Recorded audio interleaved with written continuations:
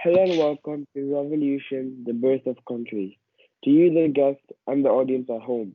This is your host, Sean, and this is the guest speaker for today, Taha. Hello, Sean. I must say, it is my pleasure to be on your podcast for my first ever time. What will we be discussing today? Well, Taha, today we will be discussing revolutions. Great. Revolutions have always been a topic of interest for me. So this podcast is bound to be a bundle of entertainment. Any in particular that we will go over? Well, to begin with, let's discuss the Russian Revolution. You have heard of it, right? Yes, of course I have. Who hasn't? Then let's not waste any time and get straight into it. Alrighty then. Do you know who the Bolsheviks and their leaders were? The Bolsheviks were a political party, I believe, who opposed the Tsar's form of leadership, which was at that time an autocracy. They were led by Vladimir Lenin and Alexander Bogdanov. That's interesting. But did you know Lenin's brother was hanged for plotting to kill the Tsar, which is one of Lenin's main inspiration to go against the Tsar? So, what was their main purpose and why did they oppose the Tsar? The Bolsheviks' main purpose was to oppose the Tsar's style of ruling, as they were a communist party of the Soviet Union, and they wanted to impose their style of ruling as they felt it would be the best solution for their country, and they wanted the best for their country, obviously. That's good to know. So, do you know what the Bloody Sunday is? Well, the Bloody Sunday was one of the biggest mistakes during Tsar Nicholas's reign. Why? Tell me what happened.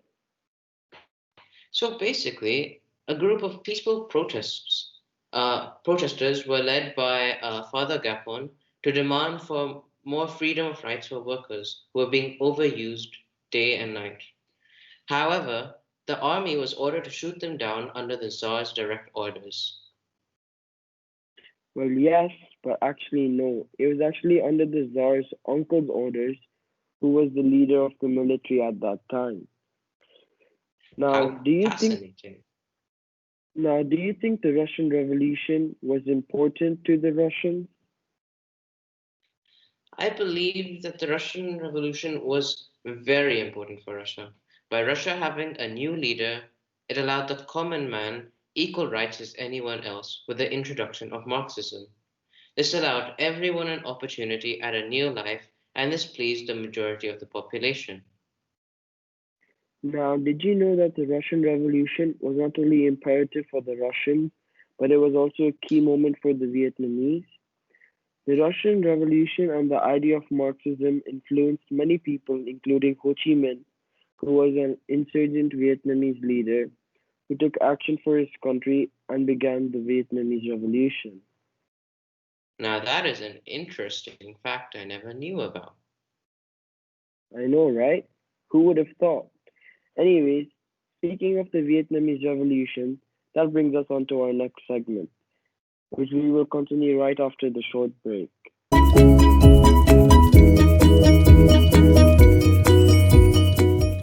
Welcome back from the break. We shall now begin our second segment. So, do you know what the August Revolution is? I believe it is the revolution led by Ho Chi Minh to help Vietnam gain its independence from France. Well, now, isn't that interesting? So tell me, who is Ho Chi Minh and what group did he lead?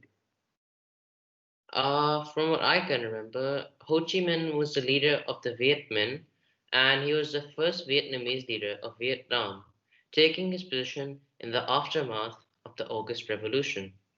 He was inspired by the idea of communism and was extremely patriotic about it. His group, the Viet Minh, on the other hand, were only nationalistic. Now, not only was he the first leader of Vietnam, but he was also a prime minister who became a president. Well, then, on the topic of revolutionary Vietnamese groups, let's discuss the Viet Cong. The Viet Cong were also in agreement with the concept of communism, and helped the Viet Minh with the revolution. So, what is the difference between these two groups? For starters, they had different leaders, as one would imagine. The Viet Minh, as mentioned before, were led by Ho Chi Minh. The Viet Cong, on the other hand, were led by, sorry if I pronounce his name wrong, but I believe it is Nguyen Van Hue. The Viet Minh were communist with a nationalistic view, whereas the Viet Cong were communist with a patriotic view. All right. So, what is the difference between a nationalistic view and a patriotic view? I'm so glad you asked this because so many people often confuse these two things. However, there's a pretty easy thing you can tell to separate them. Nationalistic perspectives are people who are passionate about their country and want the best for it. However, patriotic people are almost aggressive nationalists, one might say.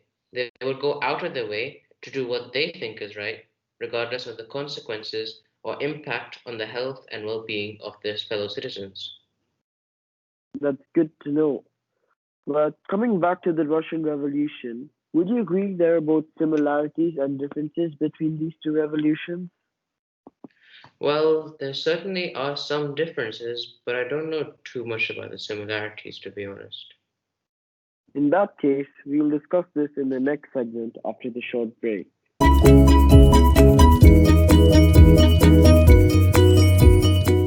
Back from our short break, and welcome to the final segment where we will be comparing and contrasting the two revolutions. What do you think are some similarities and differences between these two revolutions? Well, there was always an opposing group in both of these, as you would imagine, as there can't be a revolution without someone opposing the style of government who believed that the government style was wrong and unjust. Um, Furthermore, the groups also had a major influence on the people of the country just because that it benefited them and it made their lives easier, I guess, and gave them a better chance at life. All right, what are some differences between these two revolutions? Well, some differences that occurred in these two is that the Vietnamese people were being colonized, whereas the Russians were under a dictator who had all the power. What I mean by the dictator who had all the power, it's because the Russian style of ruling was autocracy, where only the royal family and the Tsar had any main power, and the people had no power and were very underprivileged. Another difference is that in the Russian Revolution, there was mainly only one group who opposed the government, whereas in the Vietnam Revolution, there were two main groups, the Viet Minh and the Viet Cong. That's good to know. So, what do you think was the most important part of the Russian Revolution? Well, I feel like the events of Bloody Sunday was, in my opinion, the most important part of the Russian Revolution. Now, why would you think that? I feel like this is most likely the case because after the massacre, everything went downhill for the Tsar as this helped to bring the attention towards how bad his ruling was and that he couldn't rule a country like Russia, and it also helped to confirm everyone's suspicions of his cruelty. So, do you think that this event is similar to the massacre which occurred on September 22nd, 1945 in Vietnam? Well, I feel that these two events are not similar. The reason I say this is because Bloody Sunday was a peaceful protest requesting for more freedom of rights for the overused workers. However, for the August Revolution, the French troops attacked Saigon and raided Viet Minh strongholds, and in doing this, killed a score of innocent members for no reasons. Furthermore, unlike the Russians, a few days later, the Viet Minh retaliated and got their revenge by killing 200 Europeans. Well, that's fascinating. So, do you think the Bolsheviks and the Vietnamese groups had similar perspectives in mind and had the same goals? Well, personally, I do agree with the statement. The reason for this is they both were striding for communism, and the communism was the best option for the people at that time. Well, that was the most appealing option, at least, as it offered them a better opportunity, as most people were poor and had no privilege, whereas the rich just kept getting richer. And by having communism, uh, the people backed it, and everybody wanted this to happen. So that's why I feel like these two were similar. Well, that's interesting, and interestingly enough, that brings us to the end of today's podcast. Well, what can I say? But that podcast was certainly quite interesting. Well, anyways, thank you for having me on your podcast, and it was a great pleasure that I hope to visit again someday. Well, thank you for being here today, and we'll catch you guys later.